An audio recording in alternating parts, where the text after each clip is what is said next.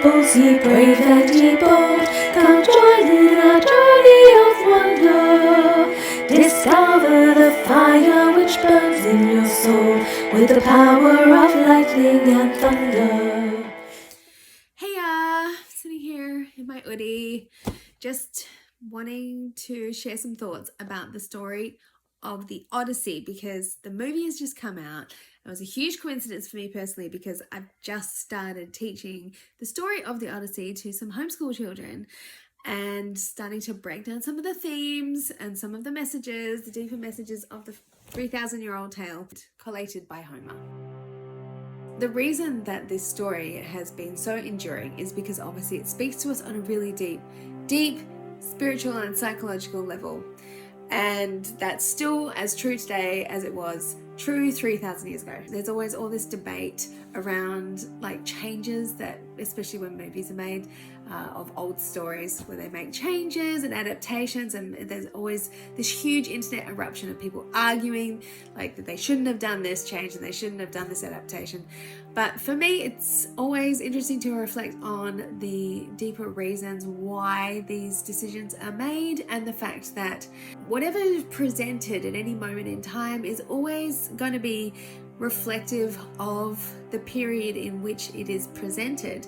And most of the decisions that are made, the adaptations that are made because there has been some kind of change on the deep level for us as a culture, as a community, as a collective consciousness. So if you want to just quickly look at some of those changes that Nolan chose to make in the movie The Odyssey, which I did go and see in order to teach these lessons. One of the biggest ones that people were finding challenging was the fact that he chose to portray Helen, the most beautiful woman in the world, her character played by a black woman. And to me, this is really interesting because it's really showing this massive shift in consciousness where, for so many centuries, for thousands of years even, like people, dark-skinned races were perceived to be inferior, but then to hold somebody up as being representative of the most beautiful, iconic representation of perfect femininity, and to have that played by a person of dark skin, to me represents a huge shift in consciousness of how we're perceiving collectively non-white skinned races. So I actually think that's a huge advancement in consciousness to be able to accept that image. And obviously there's a big debate because people are like, well, she wasn't described like that in the original. She was described as being white skin and fair. But for this new image to arise and for that to be acceptable shows, or even to be presented as potentially acceptable, shows a huge shift. The other thing obviously was that the movie really shows Odysseus sort of focuses on his regret and guilt and angst and this inner torment that he's got going on because of the horrors that he kind of instigated and was participating in the war. And obviously the original context of that story, that war was not something that people regretted. It was a way of life, it was normal, and it was glorious. There was a lot of honor to be had. Killing wasn't really seen to be a huge issue. It was usually considered justified if somebody attacked somebody else, even if it was just as a conquest to gain power and position. That was just the way of things. And so in the original, obviously he wasn't regretting the acts of warfare, but in the Nolan movie version, obviously that becomes like one of the central themes and points of conflict resolution for him, that sort of ultimately he has to face, is the fact that he initiated all of these atrocities with his clever ideas, and that he perpetuated a lot of mass suffering. And when he goes to the underworld and he sees all the people that he was responsible for their deaths, that he obviously, the impact of what he has done really weighs heavily on his conscience. But I think that what this is really showing us now is that collectively we do have a much greater awareness of the suffering that we inflict on other people. We've obviously developed a much heightened sense of empathy, and I'm talking generally, collectively, but obviously we still have a way to go, because there's still wars, right? We're still fighting wars, we're still supporting wars, though I think that the general consensus on that subject is really starting to shift. And I have these conversations with my daughter often where she's saying, my generation, this is my 24-year-old daughter, she's saying, my generation are not interested in going to war. We do not want to fight. And I'm like, that is so good. Finally, are we finally getting there? We're finally getting to the point where we're like, no, we can't, we're not going to kill each other anymore. It's not worth it. Or even if it's from a selfish space, it's like, I'm worth saving. I'm not gonna go and fight somebody else's war, because I think my life is actually worth something, as opposed to just the being raised to be cannon fodder kind of mentality of previous generations. So there's a lot of real positive messages, I think, in this retelling of the story. But that's not the only thing that I wanted to talk about.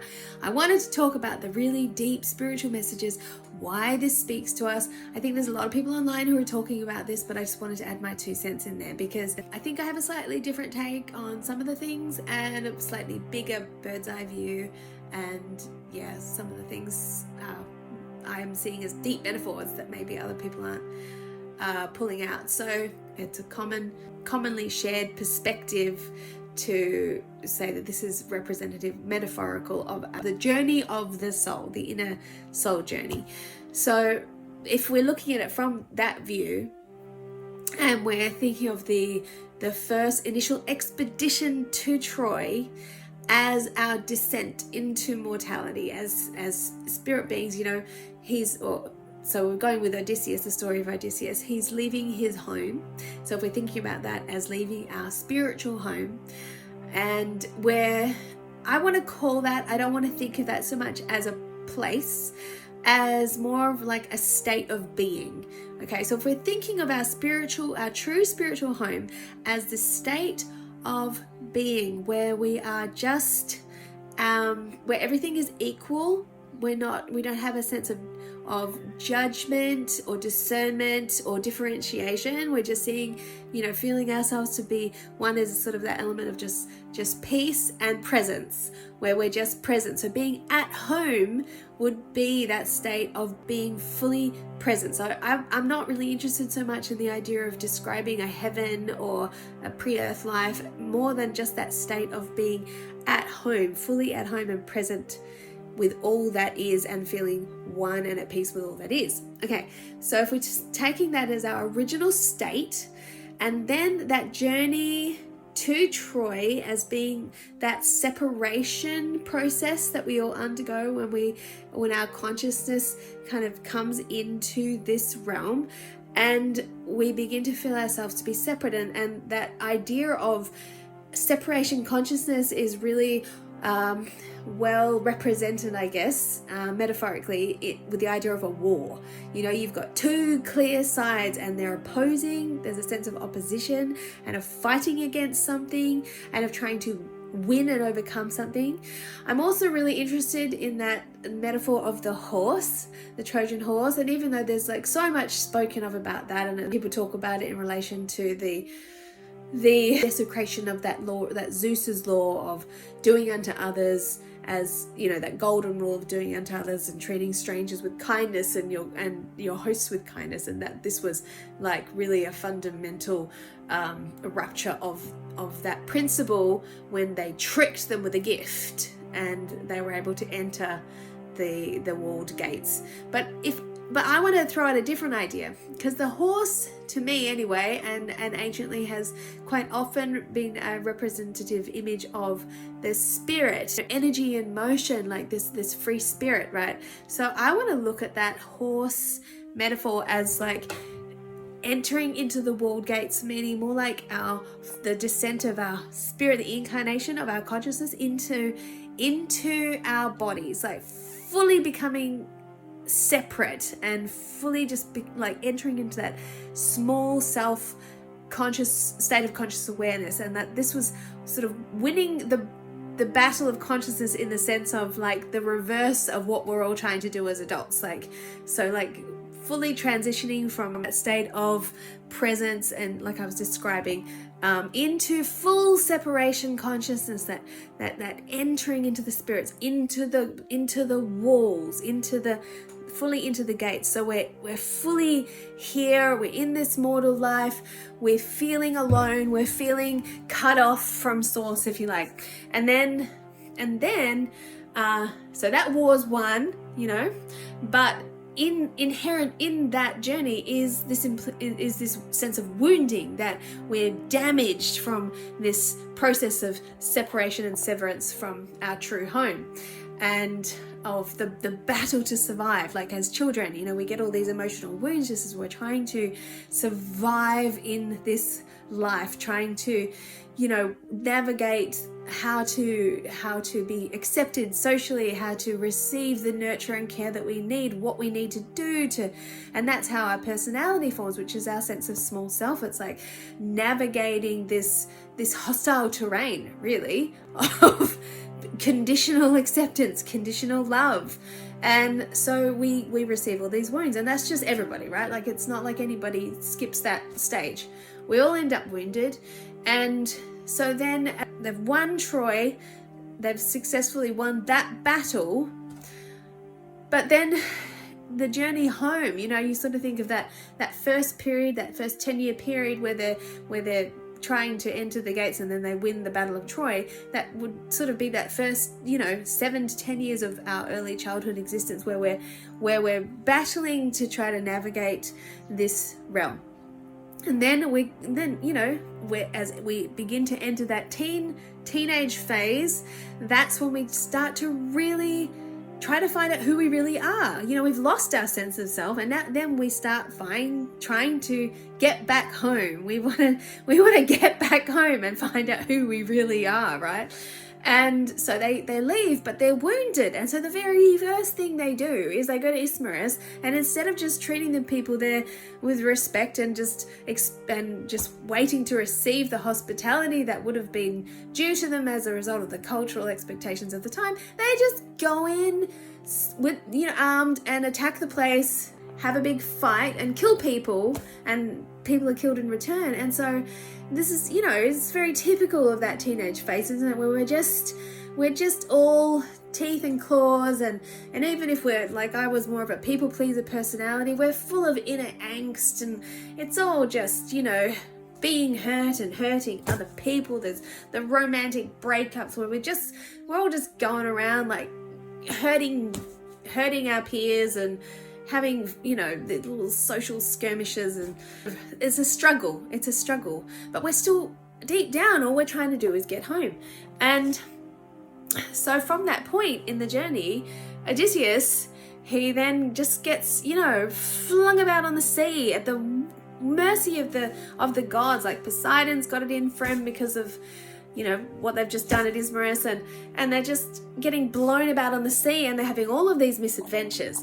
But along the way, there's these lessons, and they're reflective, obviously, of the life lessons that we all came here to learn, and the ones that we need to overcome in order to successfully navigate our way back to that original home, that home space of presence and just being as we are without judgment.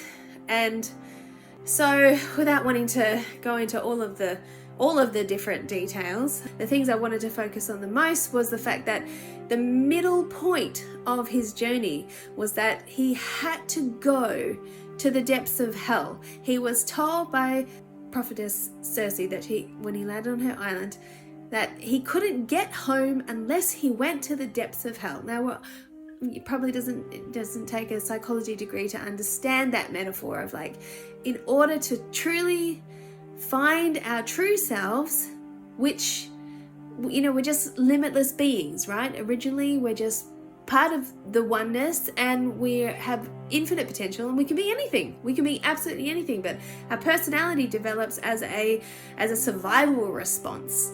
Okay, but there's all these parts of these potential aspects of ourselves that we have to cut off, become separated from in order to survive childhood. So it's those separated aspects that become our shadow, the shadow parts of ourselves, the parts that are buried in our unconscious that we cannot see, that we don't have permission to be.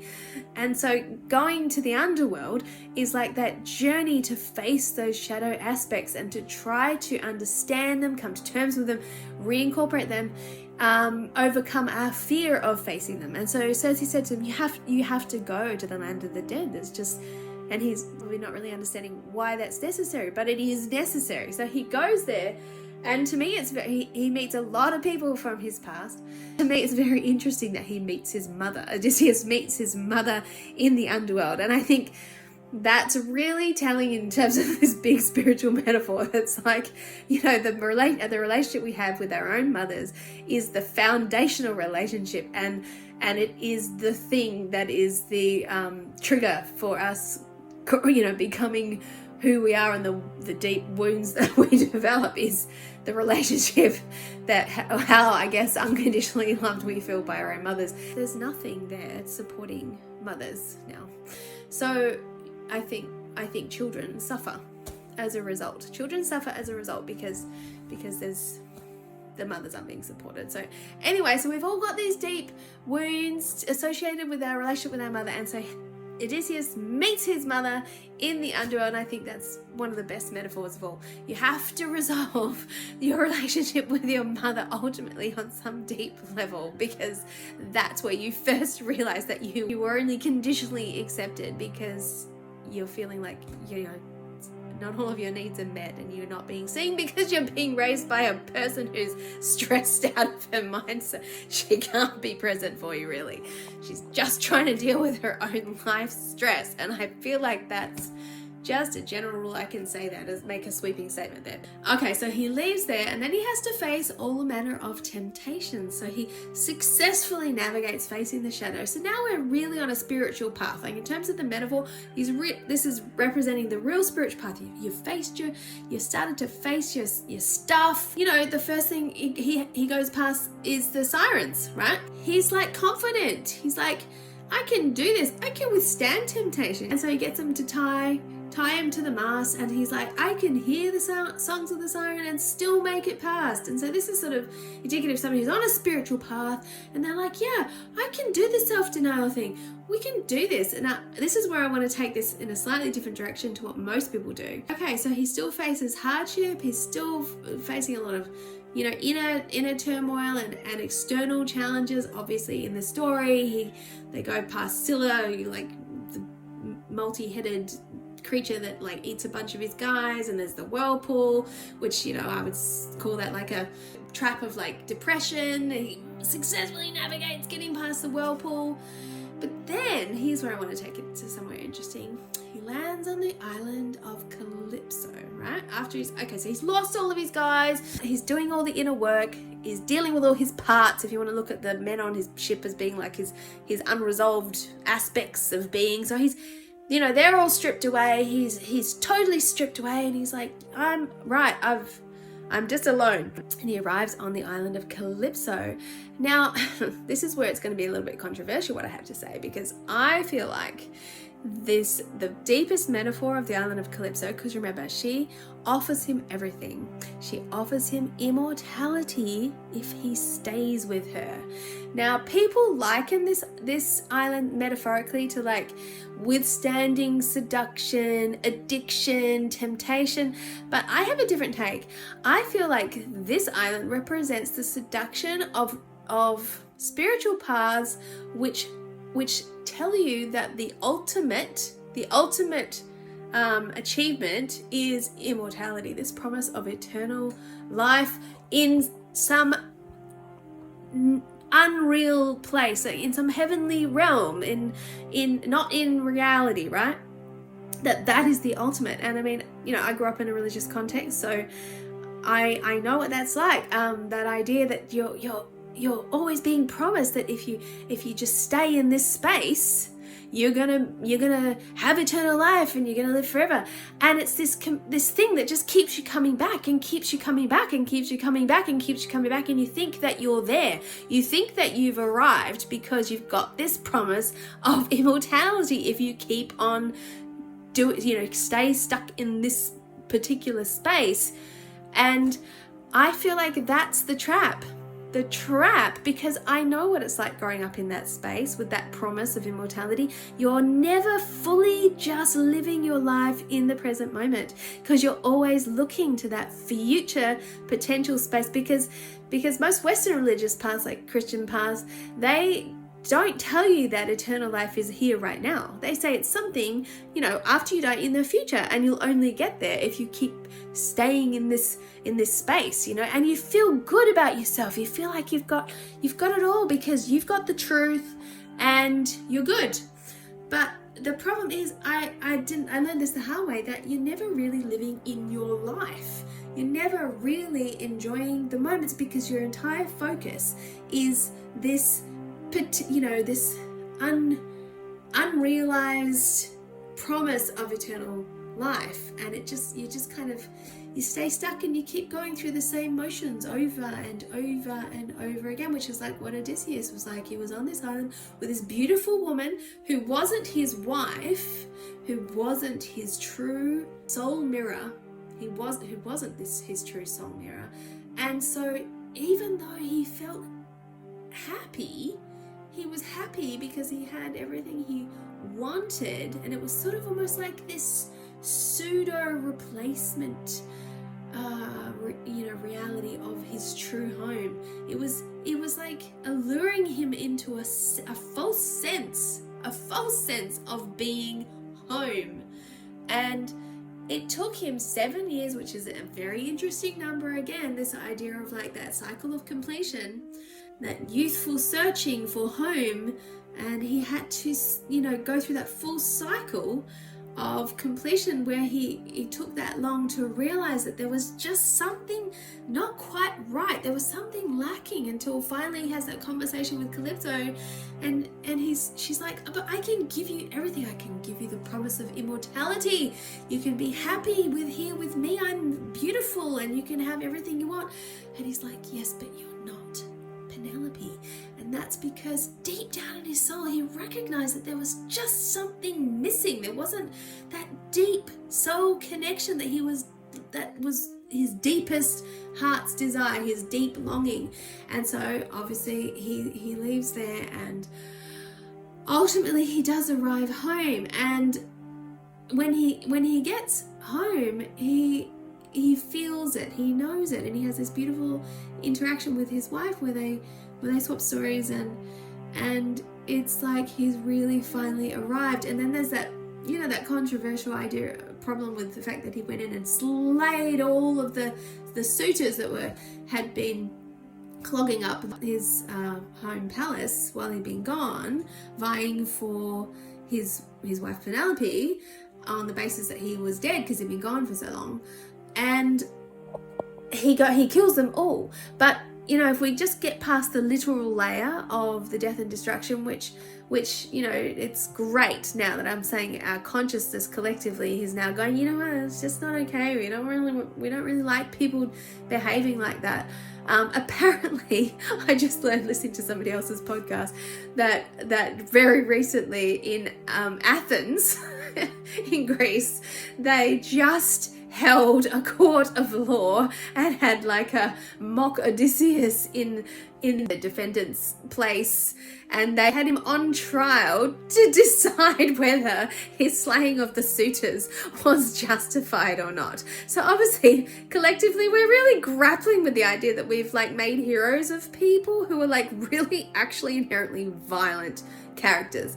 And we're struggling to come to terms with that. So that bodes well. I think that really bodes well for our collective development. But if you want to look below those literal layers and look at the metaphor, there was 108 suitors. Now, 108, if anybody knows their sort of numerology, it's a very specific and significant number, and you find it in across traditions, Hinduism, Buddhism, even Christianity. The rosary beads, there's 108 beads on a rosary. Apparently there's even 108 stitches on a baseball, fun fact. But there's 108 steps that lead up to a Buddhist temple traditionally.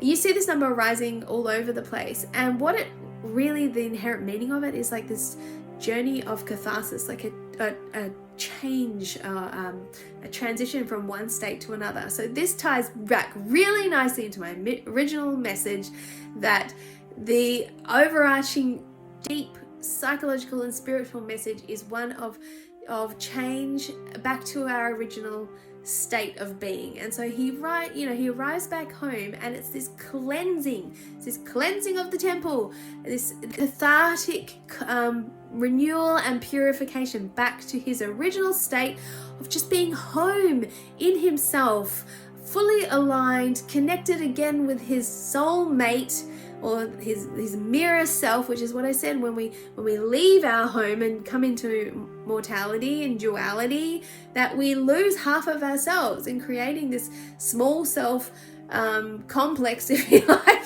We lose half of ourselves and our potential. And so when he comes back with his wife Penelope, that is him reconnecting with that better half, if you like, represented by the woman who has stayed true and faithful and honored him, even though he was having all sorts of affairs and just completely lost himself, right? So it's coming back to that true self, our better half, the part that is aligned and stable and, you know, just never left home.